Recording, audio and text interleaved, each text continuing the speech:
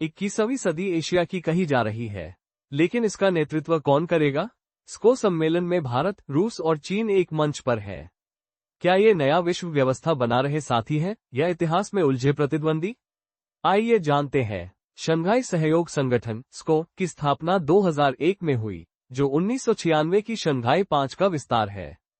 उस समय चीन, रूस, कजाकिस्तान, किर्गिस्तान और तजिकिस्तान ने क्षेत्रीय सुरक्षा और सहयोग के लिए गठित किया था। बाद में स्को में उज्बेकिस्तान, भारत, पाकिस्तान, 2023 में ईरान और 2024 में बेलारूस शामिल हुए। ये संगठन अब विश्व की 40% आबादी और 25% से अधिक जीडीपी को कवर करता है। इसका मुख्य उद्देश्य राजनीतिक, सुरक्षा, आर्थिक और सांस्कृतिक सहयोग है।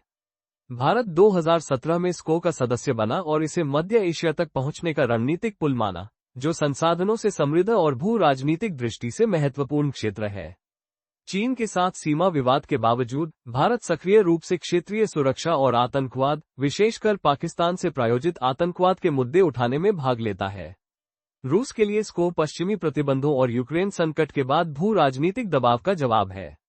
ये संगठन मध्य एशिया और पूरे एशिया में ऊर्जा से जुड़े जोखिम भरे विकास के लिए मॉस्को के प्रभाव को बढ़ाता है। रूस भारत को एक विश्वसनीय रक्षा और ऊर्जा सहयोगी मानता है, जो उसकी एशियाई रणनीति में संतुलन बनाता है।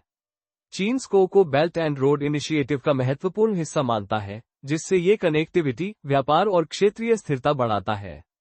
ये चीन का आर्थिक व राजनीतिक प्रभाव यूरेशिया में बढ़ाता है, लेकिन भारत के साथ सीमा विवाद और इंफ्रास्ट्रक्चर परियोजनाओं के कारण तनाव भी पैदा करता है। चीन का पाकिस्तान के साथ गहरा स्को सहयोग चुनौतीपूर्ण है। भारत और रूस के संबंध शीत युद्ध के समय से गहरे हैं, रक्षा और परमाणु क्षेत्र में सहयोग के साथ। रूस और चीन कुछ दशक पहले प्रतिद्वंदी थे, लेकिन अब करीब हैं। भारत और चीन ने 1962 में युद्ध लड़ा और अभी भी लद्दाख और अरुणाचल प्रदेश में सीमा विवाद है। ये त्रिकोण जटिल है, जिसमें सहयोग और अविश्वास दोनों है। 2022 में चीन भारत व्यापार $136 अरब से पार हुआ, लेकिन चीन के पक्ष में असंतुलित। 2023 में रूस भारत व्यापार $50 अरब पहुंचा, ज्यादातर तेल के कारण। चीन रूस व्यापार $200 अरब से ऊपर है, ऊर्जा निर्यात की वजह से। आर्थिक भागीदारी तो दर्ज है, पर राजनीतिक विश्वास सीमित है। स्को में पीस मिशन नामक संयुक्त सैन्य अभ्यास होते हैं, जहां भारत, रूस और चीन आतंकवाद के खिलाफ मिलकर प्रशिक्षण देते हैं। ताशकंद में स्थित रैट्स आतंकवाद विरोधी खुफिया आदान प्रदान का समन्वय करता है। सैन्य सहयोग विश्वास बनाता है, भले ही कुल मिलाकर सतर्कता कायम हो। मुख्य बाधाएं भारत चीन सीमा विवाद, चीन का पाकिस्तान के समर्थन, रूस का चीन पर बढ़ता निर्भरता और भारत का अमेरिका से बढ़ता रक्षा सहयोग है। ये कारक पूर्ण गठबंधन को रोकते हैं। ये रिश्ता सुविधा मात्र का है, गहरे विश्वास का नहीं।